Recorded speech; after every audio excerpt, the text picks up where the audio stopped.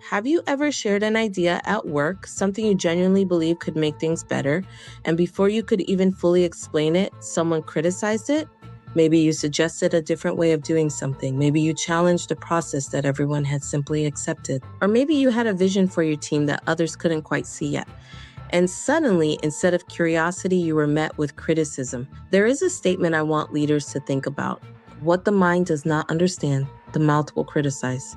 Welcome back to the Williams Evergreen Consultancy channel, where we talk about leadership, communication, workplace culture, and how we can turn workplace challenges into growth opportunities. Today, I want to talk about criticism and the great pushback, and more importantly, how leaders, and this can be those of you without the title, but you have influence. Here in this episode, I want you to learn to distinguish between criticism that can help us grow and criticism that simply comes from someone else's limited perspective. Because what the mind does not understand, the mouth will criticize. Not everyone will understand your vision. One of the realities of leadership is that sometimes you will see something before other people do. You may recognize that a process needs to change. You may see potential in an employee that others have overlooked. You may believe your organization needs to move in a different direction. But here's the challenge. People often evaluate your vision from the limits of what they currently understand. If they haven't experienced what you've experienced, seen what you've seen, or considered the problem from your perspective, their first response may be resistance. And sometimes that resistance sounds like, that won't work. We've never done it that way. Why do we need to change? A confident leader doesn't automatically become defensive, but a confident leader also doesn't automatically abandon the vision. Instead, you listen, you evaluate, and then you decide. Don't confuse criticism with wisdom. This is where self-awareness becomes incredibly important, because I am not saying that leaders should ignore criticism. Sometimes criticism contains information we desperately need to hear. Sometimes someone sees a weakness in our idea that we haven't considered. Sometimes the feedback is uncomfortable because there's truth in it. So ask yourself, is this criticism giving me information that can make the idea better? Or is it simply telling me that this person doesn't understand the idea yet? Those are two very different things. Leadership requires discernment. Listen without becoming defensive. Ask questions, consider the source, look for evidence, and then determine what deserves your attention. You can receive valuable feedback without allowing every opinion to determine your direction. Very often, before colleagues can weigh the upside, they often hear risk, cost, or extra work first. And when you answer that concern defensively, a small question can quickly become the room's biggest objection. And once a small question becomes the room's biggest objection, the instinct is to explain every detail. But when people want a clear answer, a long explanation can sound like you're avoiding one. Unfortunately, the more you ramble, the more their criticism feels justified. My advice is, focus on impact, not approval. This may be one of the hardest lessons in leadership. You cannot build your leadership around being understood or approved of by everyone. If approval becomes your measurement of success, you may eventually stop making courageous decisions. You'll choose what keeps people comfortable instead of what moves the organization forward. And sometimes meaningful change will make people uncomfortable. That's why leaders have to keep coming back to purpose. Why are we doing this? Who will benefit? What problem are we trying to solve? What evidence tells us this direction makes sense? When you're clear about those things, criticism becomes information to evaluate, not something that automatically controls your decisions.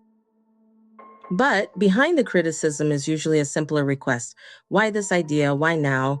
And what will actually change for us? Name the concern and the temperature drops. So once you've named the concern, give it room. Say, that's fair, or I see why that matters. Those few words tell people you heard them and keep the conversation moving. A calm acknowledgement keeps you from sounding cornered. Now, for the leaders listening who are making the decisions, I do want you to consider the other side of this conversation, which holds another lesson. As leaders, we also need to be careful that we aren't the ones criticizing what we don't understand. When an employee brings you an idea that sounds unusual, do you immediately tell them why it won't work? Or do you become curious? Instead of saying, that's not how we do things here, try asking, tell me more. What problem do you think this could solve? What would this look like in practice? Sometimes innovation is lost because someone criticized an idea before taking the time to understand it. Great leadership isn't just about having a vision. It's also about creating enough psychological safety for other people to bring theirs. And for the professionals without leadership titles, when you bring an idea, be ready to answer questions. Always be prepared and know your idea. Once you present your idea and acknowledge and address concerns, don't rush into a defense. Return to how the idea adds value and bring everyone back to the goal. Then give the room one clean anchor. The main reason this matters is once you've given the room that clear anchor, invite them to sharpen the concern. Ask, what part feels weakest? You'll get useful feedback instead of a vague wall of resistance. Then move from criticism to a solution. What would make this workable? The truth is, this is to your benefit as it strengthens your end product. And when they tell you what would make it workable, keep the proposal in the spotlight, not the presenter. Critique the plan itself so the room stays professional. Say, let's test the plan, not, you're missing the point. And once you're testing the plan, instead of blaming people, stay with one clear answer at a time.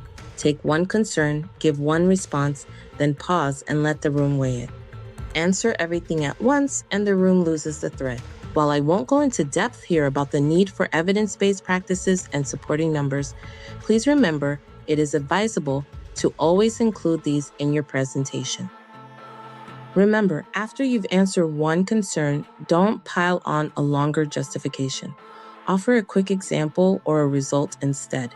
Something like, we tried a version of this in Q2, and a reduced rework is easier to trust because the room can picture what changed. And if the trade-off is time or attention, reduce the sense that this idea is competing with the work that already matters most. Say, this doesn't replace the top priority, it supports it. Then make the change feel manageable. We can phase it in. Keep in mind that your supporting numbers or solutions should not be vague. This is another reason why numbers add value. Stakeholders like measured success, so tell them how it will be measured. And when that example makes the benefit tangible, use the same clarity for cost or time. Say, here's the trade-off, then explain what the room gets for the effort. If we do nothing, this still costs us later. Keep your delivery measured too. Lower your volume and slow your pace. That calm control reads as confidence. Don't match the heat, folks. And when you don't match the heat, you can bring the room back to the real choice. Do the benefits outweigh the risks? If we agree on that, the next step is to decide what we need to test, approve, or change before we move ahead. Always come with the winning mindset that the idea will land, so come prepared to share the next steps.